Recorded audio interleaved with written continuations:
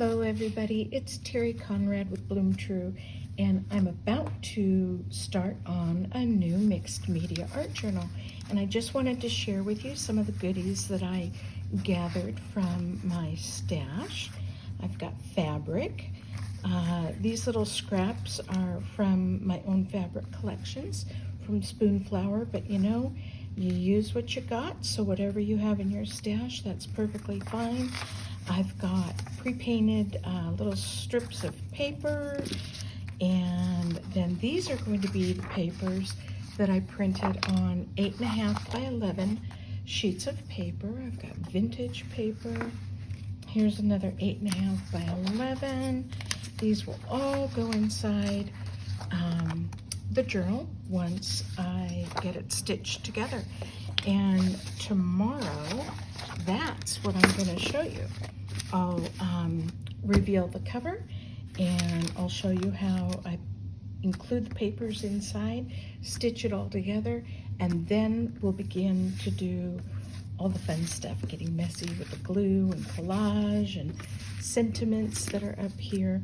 So come back, follow me at Bloom True. Thanks, bye. So next I've gathered the papers that I want inside the journal. They're all 8.5 by 11, or like this vintage sheet might just be shy of that. But all I've done is fold them in half. I have a mix of old and new. We've got the mixed media paper. I have the sheets of paper that I designed, and I actually folded them inward because I just wanted to. There was no rhyme or reason. You can fold them out or in.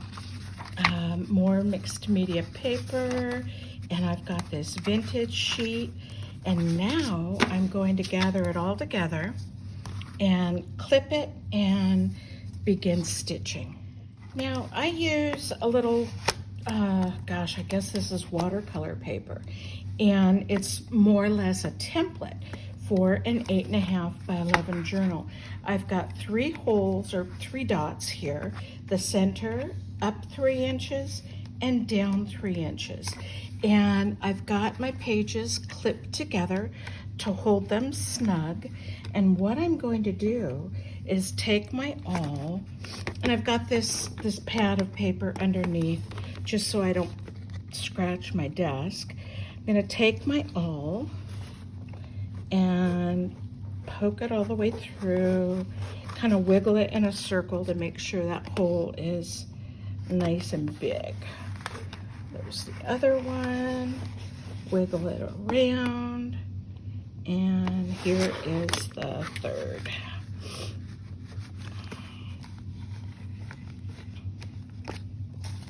And now we're ready to stitch. I've got my bookbinding thread here, and you can see I've got a good like 4-inch tail on one end.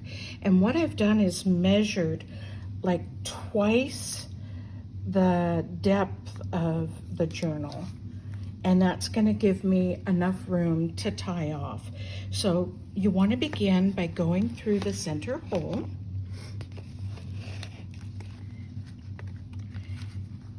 and then kind of, you could tape this tail down or just kind of make sure that you keep it in place.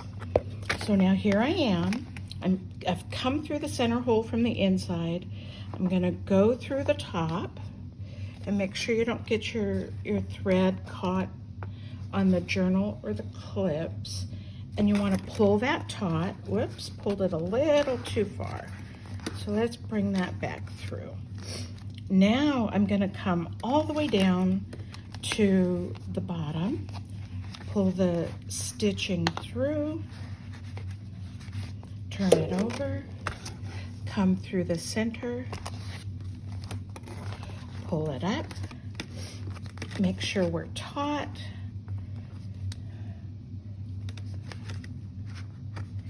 there we go. And then you just tie it off. I'm gonna draw one of these underneath. Whoops, it didn't go under. There we go. Okay. And then we just tie it in a couple knots. There's one,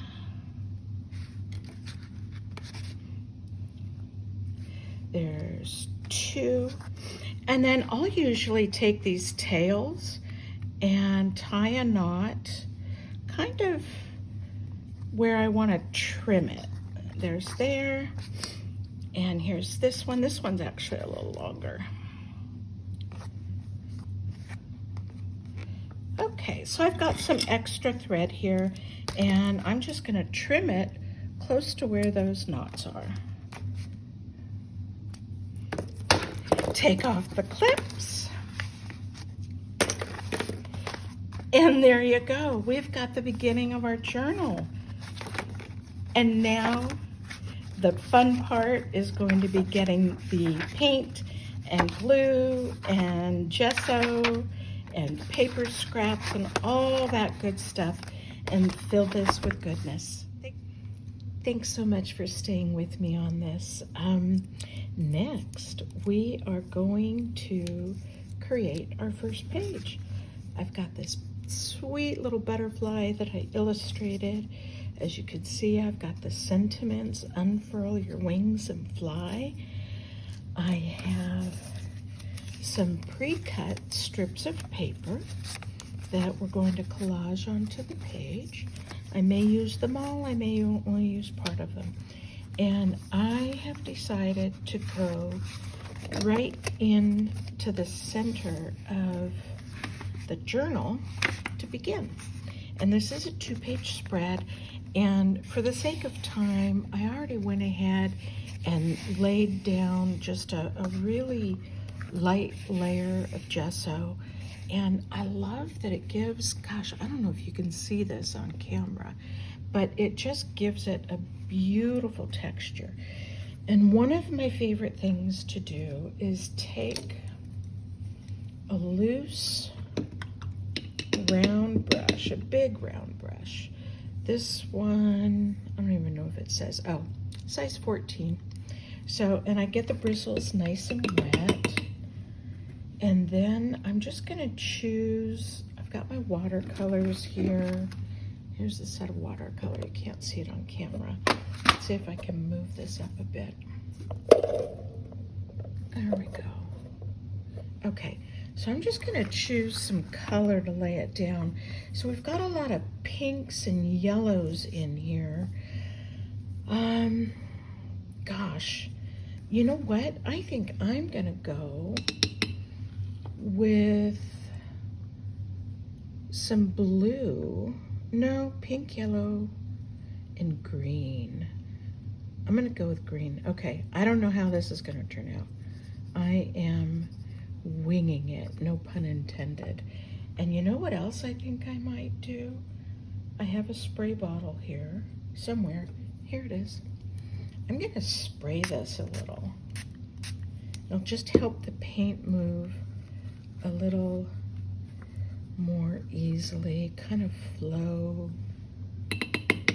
And the more water you use, the more your watercolor will flow, and it will be a little more transparent. I like this darker, a little bit of a darker green. Oh, here's one. Okay. Pink, yellow, and green are, and have been, my favorite color combinations for as long as I can remember. Truly, truly.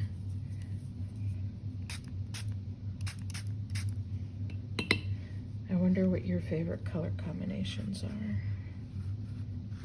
And you know, when you're laying your paint down, again, the beauty of all this is that there's no right or wrong. You're just kind of getting into the flow and letting go. And wherever the paint lands, it lands. You can wipe it off. You can paint over it eventually if it doesn't work out the way you really want it to. Okay, so there's that, and I'm gonna add maybe, let's see how this goes. little gold. It's kind of a mustard yellow, actually, in terms of color. It's still watercolor, and I want to lay some of that down just to give it a little movement and texture, a little depth, maybe.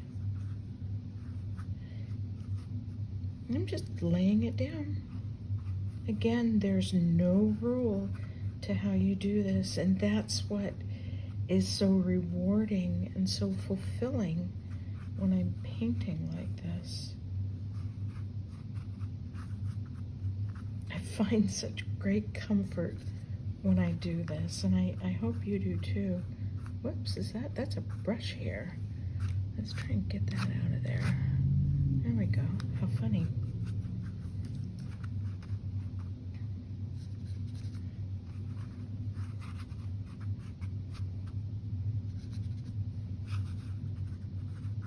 Okay, I think that's good. And now we'll let that dry before we collage our papers on. So you see that I've laid down the watercolor, and I've got my papers here that I'm going to be collaging with. And I love to actually try and age my papers when I'm using them. And I'm pretty sure these are still available for sale, but I use this paper scraper, and it's got these little blades inside these grooves, and you scrape it along the paper, and it gives you this kind of tattered effect, which I really like. I mean, it's completely up to you. Again, you guys, you can use a straight edge cut, you can use a tattered cut, and I decided I wanted to lay down a little bit of a blue background. And I'm looking at these 3 shades of blue. I saw these at Target, and I just fell in love, and I think I bought the whole lot, every single color they had. But looking at the colors that are in the paper, I think I'm gonna go with this lighter blue. And I'm gonna do my collage on the right-hand page. Oh, and I'm gonna use this scraper, and I'll pour the paint right here, and I'm just gonna scrape down a little bit of a background. So I'm gonna use my palette knife, dip it in here,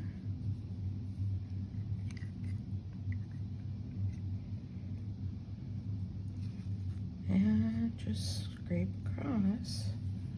Let's see how this works. I like that. I like that. Okay, wipe that off. Wipe that off. Actually, I'll put that in my water. And now, as that dries, we'll begin looking at how we want to lay out our little strips of paper. This is just, I love the way the color pops, love it. And of course it's longer than our journal, so I'm just gonna tear off a small part of each end. Let's see. That. And I'm just getting a sense of how things look and feel before I begin gluing them down. That would need to be a little shorter as well.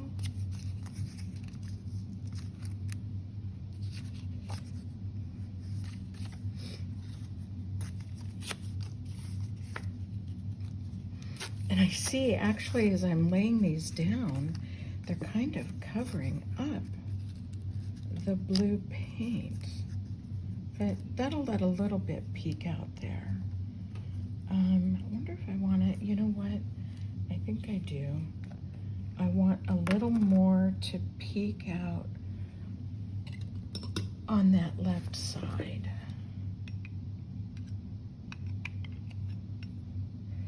So let's see if I can do this.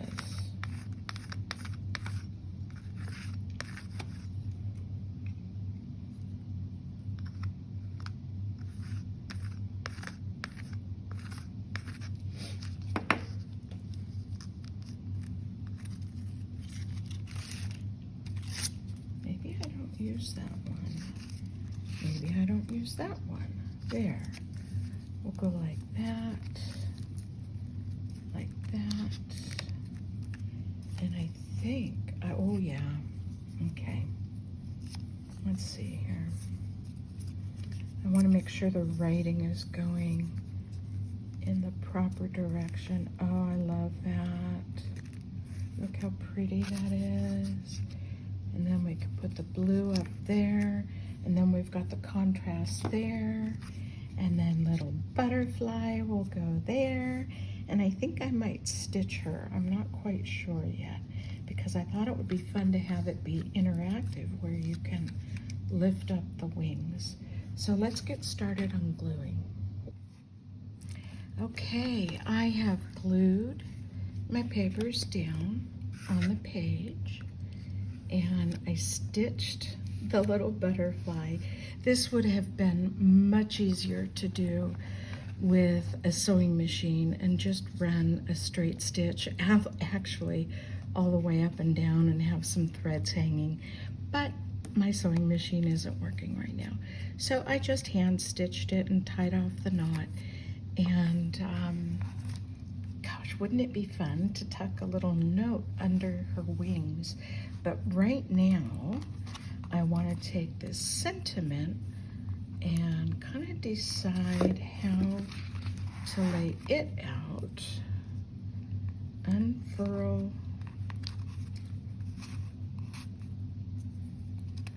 your wings and fly. What do you think? Pretty sweet, huh? I would love to see how yours turned out. I'm gonna glue these down. I'll show you the finished page. And if you decide to make a page like this, go ahead and tag me at bloom_true on Instagram and show me your page. Thanks, guys. So I've gone ahead and outlined my sentiment with my Stabilo pencil, and I've got this fine little round brush, and I'm just going to gently go over the lines to make them a little inky. And I've discovered, being that I'm left-handed and I rest my hand on my paper or my art, that I generally have to go bottom to top, right to left. So it is entirely backwards from a right-handed person. Kind of funny, huh? In some ways, though, I'm actually ambidextrous. I cut with my right hand, both a knife when I'm eating. I use my right hand for cutting, and for cutting paper, I use my right hand. I have no idea why, but that's just the way that it's always been. And then I did just a little bit of an outline under the butterfly,